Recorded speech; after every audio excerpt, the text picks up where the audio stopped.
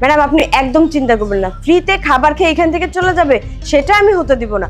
টাকা কিভাবে উসুল করতে হয় সেটা না আমি খুব ভালো করে জানি। প্রয়োজনে উনাকে দিয়ে আমি এই হোটেলের সমস্ত থালা বাসন ধোয়াবো, টেবিল চেয়ার মোছাবো, হোটেল ঝাড়ু দেওয়াবো, হোটেল মোছাবো, তারপর ওনাকে আমি এখান থেকে যেতে দেবো। এমনি এমনি তো আমি ওনাকে যেতে দিব না। আচ্ছা, কোথায় বসছে উনি?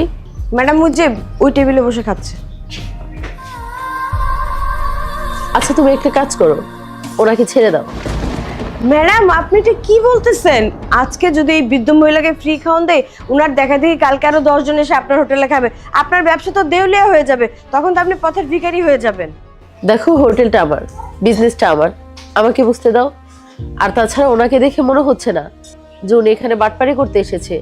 যদি তাই হতো তাহলে আমাদের হোটেলে তো আরো দামি দামি খাবার আছে, উনি সেগুলি অর্ডার করে খেয়ে চলে যেতে পারতো। শুকনো ডাল ভাজি ভাত খেয়ে চলে যেত না। তুমি ওকে ছেড়ে দাও।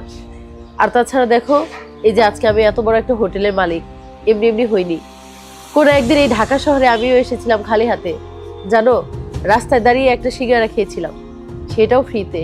আজকে এত বড় একটা রেস্টুরেন্ট দিয়েছি, হয়তো ওনাদের মতো মানুষজনদেরই দোয়ায় আমি এখানে। শোনো, আমি বুঝি একটা ক্ষুধার্ত মানুষের কষ্ট। আমি তোমাকে যেটা বলেছি তুমি সেটাই করো, ওনাকে ছেড়ে দাও।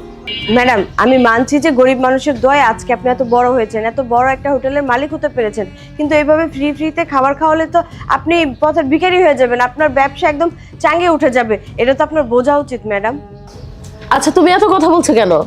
তুমি আমার বিজনেস নিয়ে আমাকে বুঝতে দাও না। আল্লাহ যদি আমার সহায় হন, আমি এরকম আরো 10 জনকে ফ্রিতে খাওয়াতে চাই। আল্লাহ যদি আমার এখানে রিজিক রাখে তাহলে তারা অবশ্যই আসবে।